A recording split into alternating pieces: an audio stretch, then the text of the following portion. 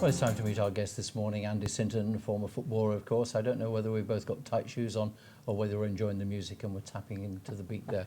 Andy, nice to see you. Welcome to the programme. Thank you. We've got to start at Aston Villa, haven't we? I mean, you've been around, you know the game. What is going on there?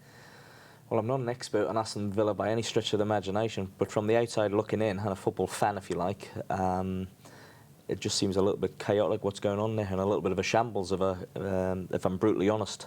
You know, Tim came in at the back end of last year and did quite well, got into the cup final, got well beaten in the cup final, but I still think a lot of people thought Villa might do reasonably well this year.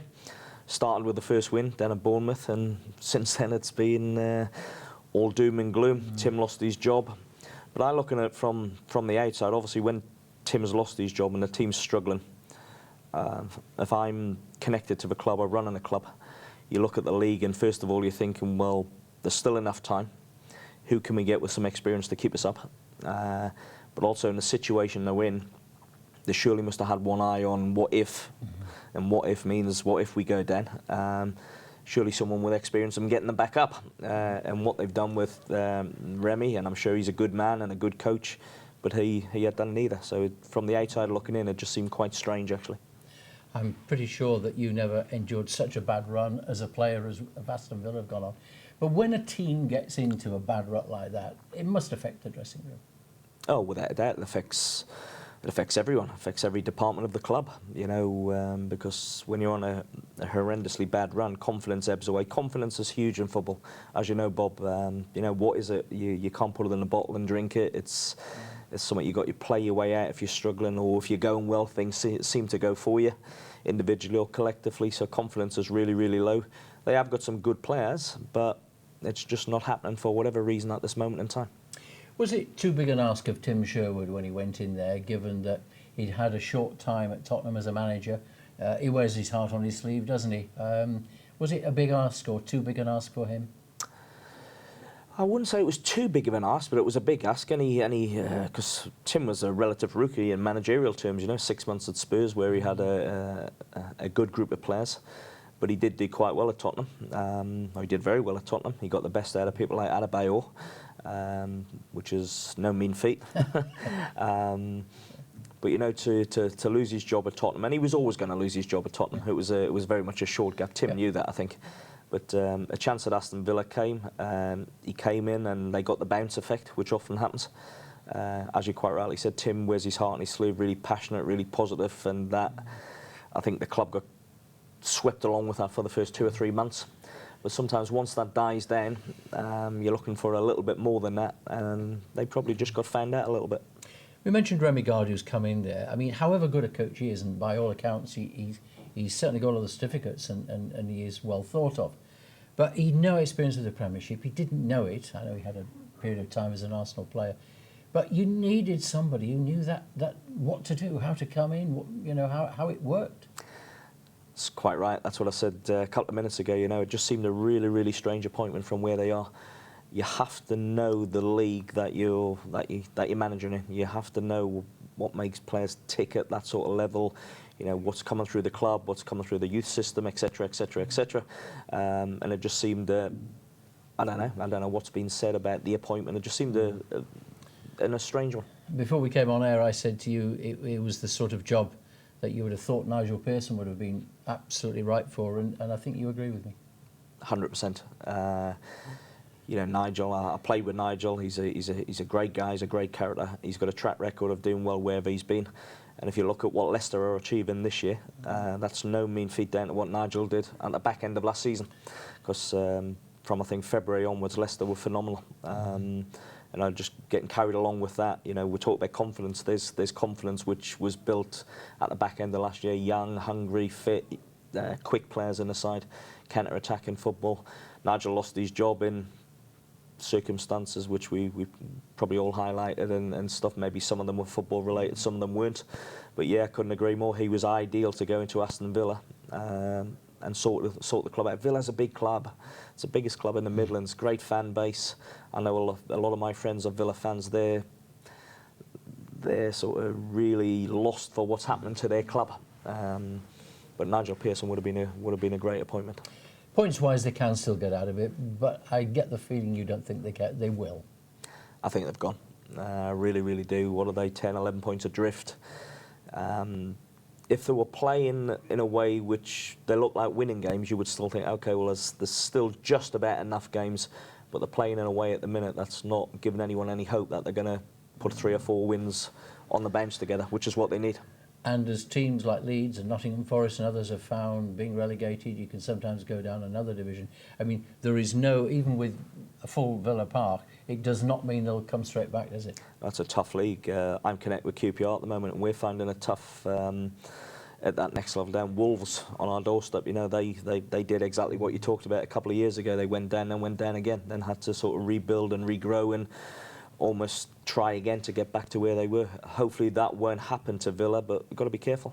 You have managed in non-league football, but you are not tempted to go back that way? No, as the answer to that.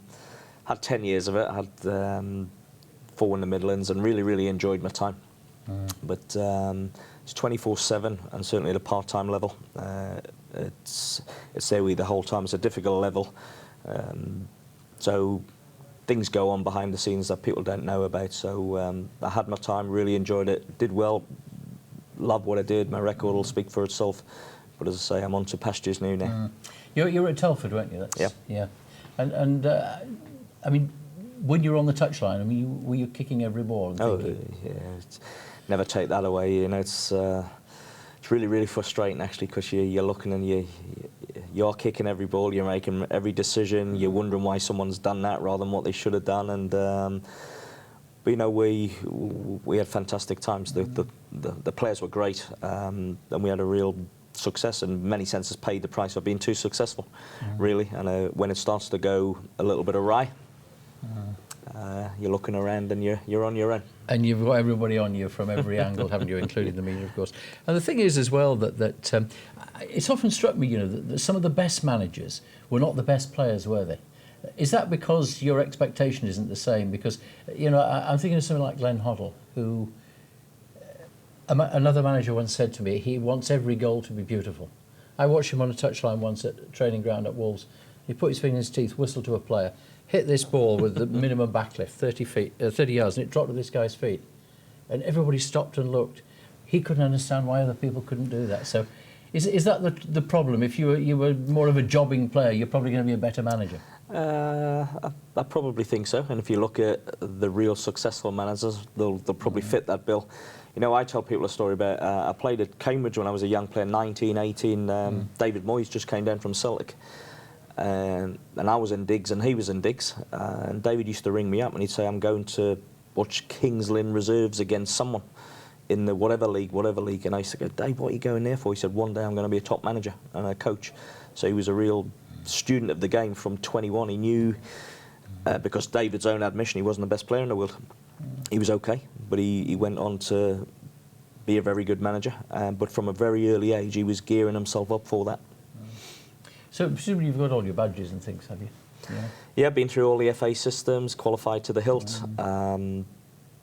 You need them, like you're driving, but you put your own stamp. You play for a lot of managers and coaches. You take good and bad from each, but then you try and put your own influence on what you want to do. But I was blessed. I played with a lot of fantastic coaches and managers and players, which I lent on. I used to pick the phone up to people when I was managing and ask different situations. How would you handle that?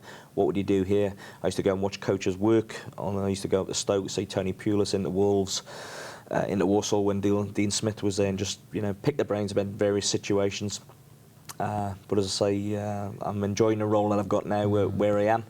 I've got some coaching academies where we inspire youth to get off the backsides and, you know, make a good life for themselves.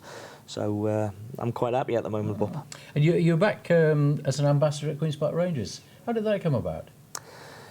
Out the blue, really. I was doing a bit of hospitality work for them.